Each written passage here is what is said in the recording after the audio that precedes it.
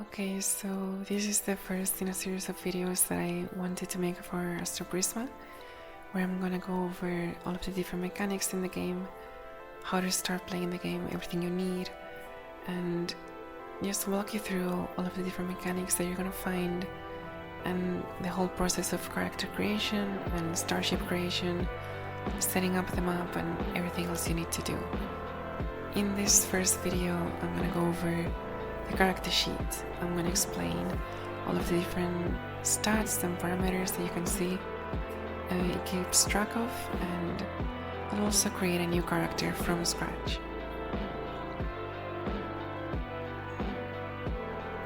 Okay, so here at the top you can see the name section. You can just come up with your own name for your character, or you can also roll on the tables at the back of the book. This area right next to it is the origins section. You can think of origins in this game as like character archetypes or classes, and basically they're gonna give you a little bit of lore about your character. They're gonna give you some base stats for your character and starting equipment. Then the next section is the memory slots. This is basically like an inventory for your hacks that you're going to be learning, all of your drones and mechs that you can pilot and control during combat. They're going to be all stored in this section. As you can see, there's only 3 spots that are free. The other 3 are locked, and you can unlock them by installing different cybertech modules on your character. Then we get to the weapons section. There's 2 slots for weapons. Each character can have equipped up to 2 different weapons, and you can use them, any of the 2, during combat. And also there's space for 2 weapon mods in each of the weapons. You can use weapon mods to customize your weapons, give them bonuses, modify the way they work, give them new abilities or new special effects, like inflicting some sort of status effect on the enemy, increasing damage, or modifying the weapon roll. Then we get to the inventory. This is just where you're gonna keep all of your items, all of your armor sets, your cargo, etc. There's 8 slots on your inventory, and those are limited, so if you get any more items than 8, you're gonna have to replace some of the items that you have with a new item. And in terms of armor sets, you can carry as many of them as you want, but you can only get the armor bonus from one of the sets. Okay, and finally down here you get this little graphic section that it just helps you know like the different actions you can take when interacting with other characters. You can speak to them, rolling on the speech tables. You can trade with them, sell items, or even buy items from them. You can attack them if you want to, be hostile towards them, and you can bond them when you have the prompt in the store encounters. And now moving on to the section to the left, where you can see all of your different stats. You can see the big one here is health. All of the different origins have the same starting health, which is 20. That's your max health for this game. And when you reach 0 HP or lower, you're gonna be near death. You're gonna have to roll for an abyssal scar, which is this near death experience, this sort of like extra sensorial experience that can bring you back to life, or can, you can remain dead depending on the outcome. Then we have the armor. This is basically like a flat defense for your health. So for example, if you are gonna take 5 damage from an enemy, but you have 2 armor, you only take 3 damage. It's a flat sort of reduction that you get from your armor sets and from you can also get from cybertech and some other abilities. Then we have the XP knob. This is basically your character's experience. You gain experience when you defeat enemies, depending on the difficulty level, and it basically functions as like a currency. So you can spend that experience that you get to upgrade your character in different ways. You can use it at space stations and settlements to install cybertech implants on your character, which is the main way that you're going to be upgrading and developing your skills. Or you can also use it on your starship to get new modules for a starship, or even buy entirely new models of ships. And here we have the energy. This is another one of your big stats as a character that you're going to be using a lot. Energy is basically like the source that you're going to be using to power some of the strongest abilities that you can use. So for example, all of the hacks that you can do have an energy cost. All of the cybertech skills that you can use also have an energy cost, and even some items that you can use.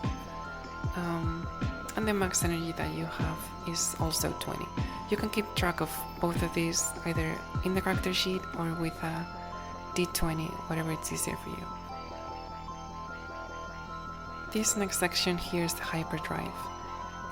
This is a mechanic that basically gives you charges, hyperdrive charges, when you do certain roles correctly, when you succeed in certain roles throughout the exploration phase of the game. And you can later spend these charges to do a number of things. So you can use one charge to reroll any die in the game. You can also use the charges to use any ability or any hack or cybertech skill that consumes energy without paying the energy cost. And you can also spend a hyperdrive charge to deal maximum damage with any weapon or attack that you're gonna use.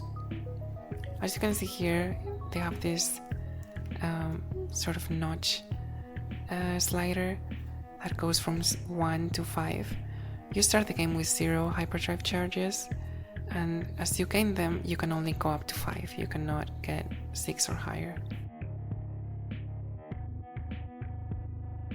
And then we move to the serum section. This is basically the currency of the universe, the money that you're going to be using to sell, buy items.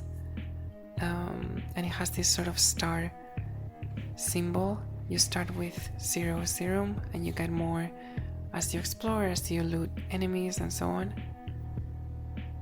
And now we have these 5 symbols here that represent each of the 5 factions in the game, and next to them a small square where you can keep track of the favor that you have with each of the factions.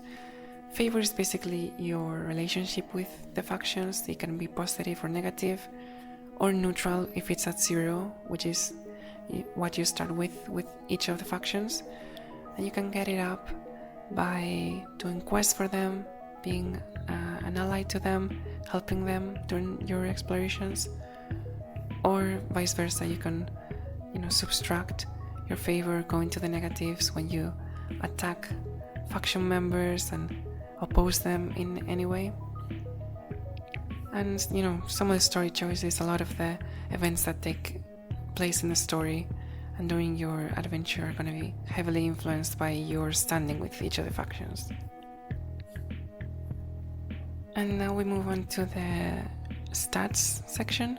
There's 4 stats in this game. You have vigor, which is your physicality, your strength, your resistance.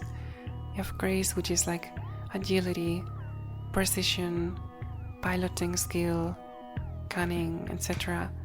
You have mind, which is your knowledge of hacking, decrypting code, interfacing with computers. logic, knowledge, intelligence, that sort of thing. And then finally you have tech, which is this more physical way of interacting with technologies, your ability to, break into a circuit and fix the circuit, repair broken robotics, use cyber tech and that sort of thing. Each of the stats here is linked with a lot of the mechanics in the game directly. So for example, your vigor influences the damage you do with weapons, for example, or how much damage you take from certain actions. Grace is used when escaping combat. It's used for a lot of different abilities during the game, and while exploring, mind is used for hacking as the primary skill in hacking, and then tech is used primarily when handling drones in combat and also using cyber tech. Your character's stats are also very important because they affect the challenge rolls, which is the main way of resolving conflict in this game in terms of success or failure. To perform a challenge roll, you use 2d10s, one for your player, one for the opponent, preferably of different colors so you can distinguish them easily, and you're trying to get a higher number than the opponent. And to do so, you roll the die and you add the relevant stat to that number, and you do the same for the opponent. So you roll their die and you add their stat.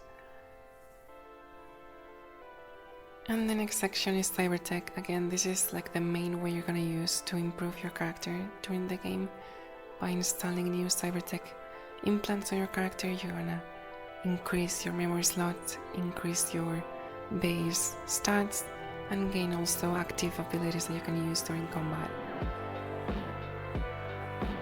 As you can see here, there's 6 slots. You can only have 6 different cyber tech modules at the same time, and you can take them off, replace them, sell them, or swap them for new ones that you get.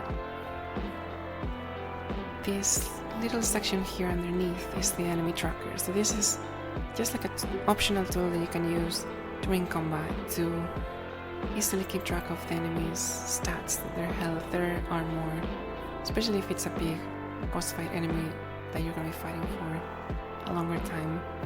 And also you can keep track of its effects. So if you inflict any sort of status effect on the enemy, you can keep track of it here too. And then finally, this section at the bottom you can use as a guide to see different things that you can do during combat. You can use your weapon, you can use cyber tech abilities, you can hack the enemy, and you can also escape. You can also do more things than this. You can use your items, you can use your drones, your other abilities. This is just like a quick little guide that you can use as a reference.